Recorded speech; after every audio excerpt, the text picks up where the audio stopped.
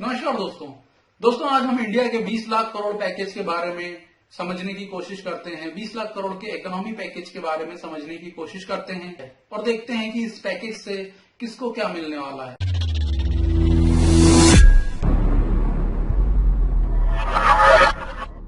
दोस्तों सबसे पहले देख लेते हैं कि 20 लाख करोड़ में आखिर कितने जीरो होते हैं। तो दोस्तों 20 के बाद 12 जीरो लगाने पर 20 लाख करोड़ होते हैं। अब देख लेते हैं दोस्तों कि अगर इस 20 लाख करोड़ को डायरेक्ट इंडियन पब्लिक को रिलीफ फंड की तरह दे दिया जाता या सीधे उनके अकाउंट में दे दिया जाता तो किसको कितना पैसा मिलता। अगर हम 20 लाख करोड़ को 137 करोड़ से डिवाइड कर दें तो हमें पता चल जाएगा कि हर एक इंडियन के अकाउंट में लगभग कितना पैसा डायरेक्ट उनको दिया जा सकता था। तो दोस्तों 20 लाख करोड़ रुपए को 137 करोड़ जनसंख्या से डिवाइड करने पर हर एक इंडियन को 14,598 रुपए डायरेक्ट उसके अकाउंट में क्रेडिट किया जा सकता था। बट दोस्तों ऐसा नहीं किया गया और ये एक सही डिसीजन है, क्योंकि ऐसा करने से इसका कोई प्रॉफिट नहीं होने वाला था। इसलिए दोस्तों इसको डायरेक्ट रिलीफ फंड की तरह नहीं दिया गया। इसको इकोनॉमी को चलाने के लिए और बिजनेसेस जो बंद पड़ गए हैं उनको चलाने के लिए एक as a economy relief fund की तरह दिया जा रहा है। लेकिन दोस्तों आपने सोचा होगा कि इससे आपको कुछ ना कुछ तो फ्री मिल ही जाएगा। दोस्तों आपने सोचा होगा कि हो सकता है कि अब आपको बिजली का बिल ना भरना पड़े, 1-2 महीने का बिजली का बिल आपका माफ हो जाएगा। लेकिन ऐसा बिल्कुल भी नहीं है दोस्तों, ऐसा कुछ भी नहीं होने वाला। बिजली कंपनियों को तो पैसा दिया जाएगा लेकिन आपका बिजली का बिल माफ नहीं होगा। तब सोचा होगा आपने दोस्तों कि हो सकता है मुझे पानी का बिल ही ना भरना पड़े, लेकिन ऐसा भी बिल्कुल नहीं है दोस्तों, वो भी आपको भरना पड़ेगा। फिर आपने सोचा होगा दोस्तों कि आपको बैंक की ईएमआई या लोन या उसका ब्याज मुफ्त हो जाएगा, तो ऐसा भी बिल्कुल नहीं है दोस्तों। आपको ईएमआई भी भरनी होगी, इंटरेस्ट भी देना होगा, यानी कि इस टाइप का भी कोई प्रॉफिट आपको नहीं मिलने वाला है। या दोस्तों आपने सोचा होगा कि सभी लोगों को रोजगार मिल जाएगा, या जो पहले से अनएम्प्लॉयड है उनको रोजगार मिल जाएगा, या जिसको अभी करंट में जॉब से निकाल दिया गया है उनको जॉब दे दी जाएगी। तो ऐसा भी बिल्कुल नहीं है दोस्तों, इसका जॉब से भी कोई लेना देना नहीं है। तो दोस्तों आपने सोचा होगा कि हो सकता है आपको गैस सिलेंडर मुफ्त में मिल जाए, या आपने सोचा होगा कि स्कूल और कॉलेजों की फीस माफ हो जाए, या आपने सोचा होगा कि किसी प्रकार का मेडिकल खर्चा जो है वो माफ हो जाएगा। तो ऐसा भी बिल्कुल नहीं है दोस्तों, सारे पैसे आपको देने होंगे, कहीं से कुछ भी आपको फ्री नहीं मिलने वाला है। अब इसके बाद दोस्तों आपने सोचा होगा कि नया स्टार्टअप बिजनेस करने वालों को पैसा मिल जाएगा, उनको कोई गारंटी नहीं लगेगी। तो ऐसा भी नहीं है दोस्तों, गारंटी भी लगेगी और उनको लोन मिलना इतना आसान भी नहीं है। और दोस्तों जैसा कि पहले बिना गारंटी का लोन लेने के लिए हजारों बार चक्कर काटने पड़ते थे, वैसे ही काटने होंगे। तब दोस्तों आपने सोचा होगा कि ये पैसा आखिर मिलेगा किसे। दोस्तों ये पैसा उन बिजनेसमैन को मिलेगा जिनका बिजनेस खराब चल रहा है, बंद होने वाला है, या तो जिनके ऊपर बहुत ज्यादा कर्जा है, उन लोगों के लिए एक रिलीफ फंड है, लेकिन बाद में उनको भी वो पैसा चुकाना ही होगा। तो दोस्तों कुल मिलाकर आपको क्या मिला? आपको कुछ भी नहीं मिल रहा है दोस्तों। तो दोस्तों किस प्रकार से इस पैकेज को इम्प्लीमेंटेशन करना चाहिए था ताकि में लोगों को इसका ज्यादा से ज्यादा फायदा हो सका था।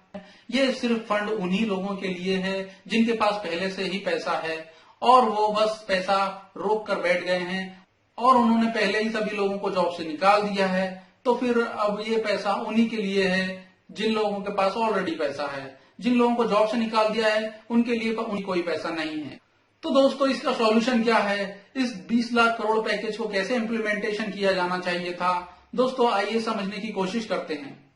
दोस्तों मेरे सुझाव से गवर्नमेंट को ऐसे बिजनेसेस का अधिग्रहण कर लेना चाहिए था जो बिजनेस बहुत ज्यादा लॉस में चल रहे हैं और लोन लेने के बाद भी जिनका सरवाइव करना बहुत मुश्किल है। ऐसे बिजनेसेस को अधिग्रहण करके उनको सेमी गवर्नमेंट करके उनका फिर से स्टार्टअप करवाना चाहिए ताकि ज्यादा से ज्यादा लोगों को जॉब्स दी जा सके, एम्प्लॉयमेंट ज्यादा से ज्यादा लोगों को एम्प्लॉयड किया जा सके और अनएम्प्लॉयमेंट को कम किया जा सके। दोस्तों अगर ज्यादा से ज्यादा लोगों को गवर्नमेंट सर्विस मिल जाती है तो यहाँ वो अच्छे से सरवाइव कर पाएंगे और उन लोगों का शोषण भी नहीं होगा और प्रोडक्शन स्पीड में भी काफी तेजी आएगी। आने वाले समय में जो महंगाई बढ़ने वाली है उस पर भी कंट्रोल किया जा सकता था। सभी लोग एम्प्लॉयड हो जाते हैं तो किसी को भी कुछ भी फ्री में देने की जरूरत नहीं होती। और दोस्तों जैसा कि मोदी जी ने कहा कि इंडिया को सेल्फ इंडिपेंडेंट बनने की जरूरत है, तब ऐसा करने से दोस्तों जब करोड़ों लोगों को जॉब मिल जाती तो इंडिया काफी हद तक सेल्फ इंडिपेंडेंट बन जाता, प्रोडक्शन स्पीड बहुत तेज हो जाती। तो दोस्तों करोड़ों लोगों को जॉब देने से यहाँ पे सबसे बड़ी प्रॉब्लम अनएम्प्लॉयमेंट खत्म हो जाती और हमारी प्रोडक्शन स्पीड बढ़ जाती,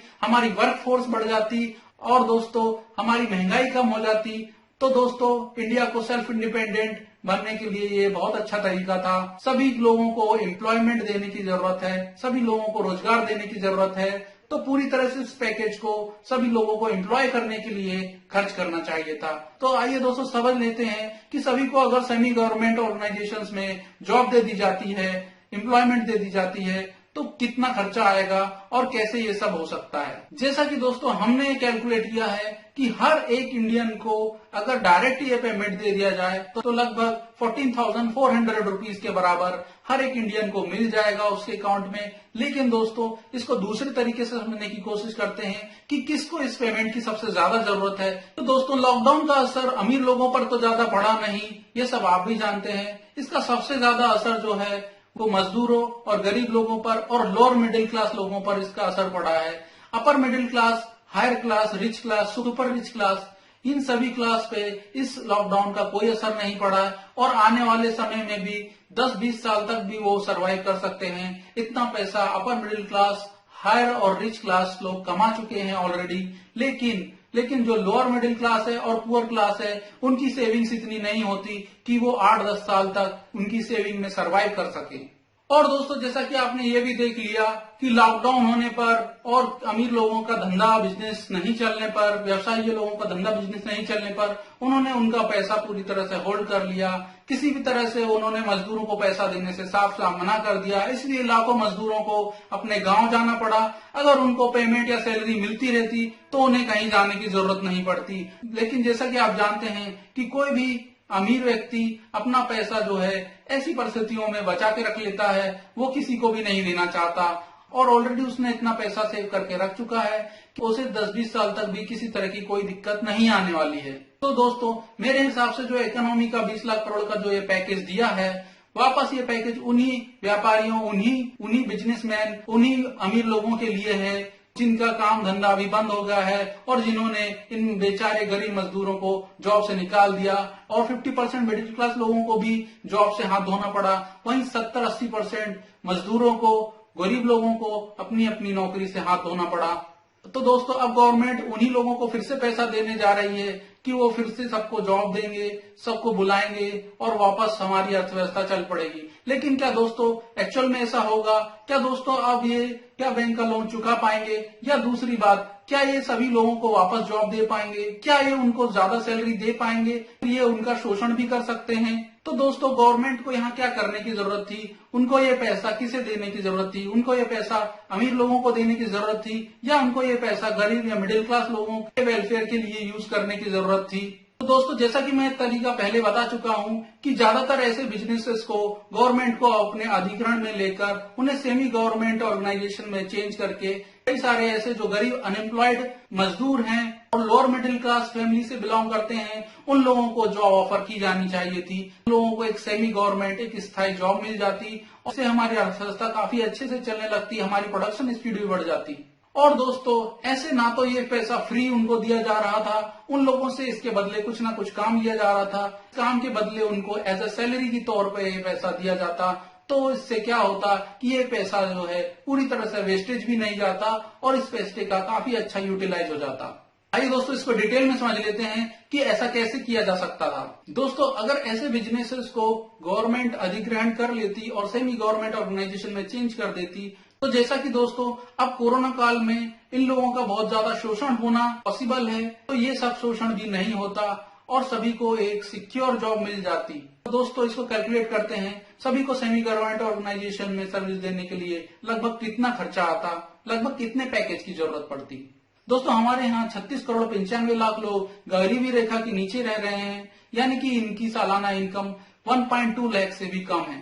दोस्तों हमारे देश में लगभग 98 करोड़ 92 लाख 30,000 लोग जो हैं लोअर मिडिल क्लास में आते हैं और सालाना उनकी इनकम 5 लाख से कम है। हमारे देश में सबसे ज्यादा जनसंख्या लोअर मिडिल क्लास की है। दोस्तों जो गरीबी रेखा से नीचे आते हैं, जो पुअर क्लास हैं, वो ज्यादातर मजदूरी का काम करते हैं। तो इस कोरोना काल में लगभग 70% गरीब मजदूरों को उनकी जॉब से हाथ धोना पड़ा। वैसा ही लगभग 50% मिडिल क्लास लोगों को भी उनकी जॉब से हाथ धोना पड़ा। तो अब यहाँ एक चीज समझने की जरूरत है, 36 करोड़ 95 लाख लोगों में से यहाँ कितने लोगों को जॉब देने की जरूरत होगी। दोस्तों 36 करोड़ 95 लाख में से फैमिली के एक सदस्य को यहाँ जॉब देने की जरूरत होगी। तो दोस्तों एक फैमिली के 4 सदस्यों में से एक सदस्य को जॉब देने की बहुत ज्यादा जरूरत होगी, ताकि मैं वो उसकी पूरी फैमिली सरवाइव कर सके इस कोरोना काल में। यहाँ फैमिली के चारों मेंबर्स को सेमी गवर्नमेंट ऑर्गेनाइजेशन में जॉब देने की जरूरत नहीं होगी। यानी कि हम इस टोटल फिगर को 4 से डिवाइड कर देते हैं तो हमें वो फिगर मिल जाएगा जिनको इस कोरोना काल में अभी हमें जॉब देने की जरूरत होगी। तो 36 करोड़ 95 लाख को जब 4 से डिवाइड करते हैं तो 9 करोड़ 23 लाख 75 हजार लोगों को यहाँ जॉब देने की जरूरत होगी। लेकिन दोस्तों इनमें से हम कर रहे हैं कि इस कोरोना काल में 70% मजदूरों की जॉब चली गई है। तो लगभग 6 करोड़ 46 लाख 62 हजार 500 लोगों की जॉब जा चुकी है। तो देश में कुल 98 करोड़ 87 लाख 80,000 लगभग लोअर मिडिल क्लास फैमिली को बिलोंग करते हैं। सेंट्रल और स्टेट गवर्नमेंट के सभी एम्प्लॉइज को यदि मिला दिया जाए तो लगभग देश में 4 करोड़ 60 लाख एम्प्लॉइज हैं जो गवर्नमेंट जॉब करते हैं। इसमें से लगभग 60% लोअर मिडिल क्लास फैमिली को बिलोंग करते हैं। तो 2 करोड़ 76 लाख लोग पहले से ही गवर्नमेंट जॉब में हैं। यानी कि इतने लोगों को गवर्नमेंट को सेमी ऑर्गेनाइजेशन में जॉब देने की जरूरत नहीं है, क्योंकि ऑलरेडी इनकी फैमिली से एक मेंबर गवर्नमेंट में जॉब कर रहा है। तो दोस्तों 98 करोड़ 87 लाख 80,000 में से 2 करोड़ 76 लाख को कम कर देते हैं, तब 296 करोड़ 11 लाख 80 हजार मिडिल क्लास लोग निकल कर आते हैं। तो 96 करोड़ 11 लाख 80 हजार लोगों में से फैमिली के एक सदस्य को सेमी गवर्नमेंट ऑर्गेनाइजेशन में यहाँ जॉब देने की जरूरत है। इस फिगर को 4 से डिवाइड कर लेते हैं तो 24 करोड़ 2 लाख 95 हजार लोगों को यहाँ फैमिली में एक सदस्य को जॉब देने के लिए जरूरत है। तो इस कोरोना काल में जैसे कि मैंने लगभग बताया कि लगभग 50% लोअर मिडिल क्लास लोग उनकी जॉब से हाथ धो बैठे हैं। तो इस फिगर का 50% कर लेते हैं, इसका 50% 12 करोड़ 1 लाख 47 हजार 500 निकलता है। कुल इतने लोअर मिडिल क्लास लोगों को कोरोना काल में जॉब देने की जरूरत पड़ेगी। पुअर क्लास और लोअर मिडिल क्लास दोनों का टोटल कर लेते हैं और देख लेते हैं कि गवर्नमेंट को टोटल इन दोनों क्लासेस में कितने लोगों को जॉब देने की जरूरत पड़ेगी। कुल 18 करोड़ 48 लाख 10 हजार लोगों को इस कोरोना काल में जॉब से हाथ धोना पड़ेगा और इतने लोगों को गवर्नमेंट को सेमी गवर्नमेंट ऑर्गेनाइजेशन में जॉब देने की जरूरत पड़ेगी। इसमें एक बहुत अच्छी बात यह भी है कि हमने उन लोगों को भी इंक्लूड कर लिया है जिनको अभी तक एम्प्लॉयमेंट नहीं थी या जो अभी तक बेरोजगार थे। इसमें वो लोग भी हैं जो कोरोना के कारण अभी बेरोजगार हो गए हैं। तो दोस्तों अब देख लेते हैं कि गवर्नमेंट इनकी 1 साल तक कितनी सैलरी दे सकती है इस 20 लाख करोड़ के पैकेज से। 20 लाख करोड़ को 18 करोड़ 48 लाख 10 हजार से डिवाइड कर देते हैं। डायरेक्टली हर एक बंदे को लगभग 1 लाख रुपए गवर्नमेंट यहाँ दे सकती है। तो दोस्तों 1 साल की सैलरी के हिसाब से ये जो पैकेज है काफी कम है। तो दोस्तों जैसा कि बताया जा रहा है कि ये 20 लाख करोड़ इंडिया की जीडीपी का लगभग 10% है। तो अगर हमेशा के लिए अनएम्प्लॉयमेंट प्रॉब्लम को खत्म करना है और इंडिया को इंडिपेंडेंट बनाना है तो यहाँ जीडीपी का लगभग 40% खर्च करने की जरूरत थी। लगभग यहाँ 80 लाख करोड़ पैकेज की आवश्यकता थी, जिसमें से लगभग 60 लाख करोड़ अनएम्प्लॉयड लोगों को सैलरी देने के लिए खर्च हो सकता था और 20 लाख करोड़ में इन बिजनेसेस को संभालने के लिए और इनका अधिग्रहण करके इनको सेमी गवर्नमेंट ऑर्गेनाइजेशन में चेंज करने के लिए खर्च किया जाता। तो दोस्तों इस समस्या का काफी हद तक सॉल्यूशन निकल जाता।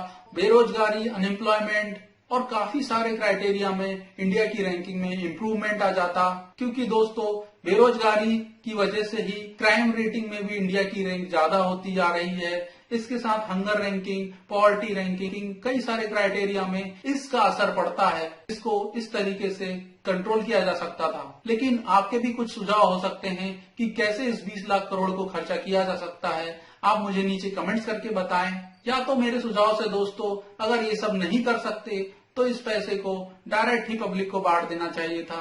कम से कम कुछ तो राहत मिल जाती। मिलते हैं अगले वीडियो में दोस्तों। धन्यवाद। सब्सक्राइब कीजिए वर्ल्ड वर्सेस इंडिया चैनल को और हमारे लेटेस्ट वीडियोस देखने के लिए इस बेल आइकॉन पर क्लिक कीजिए।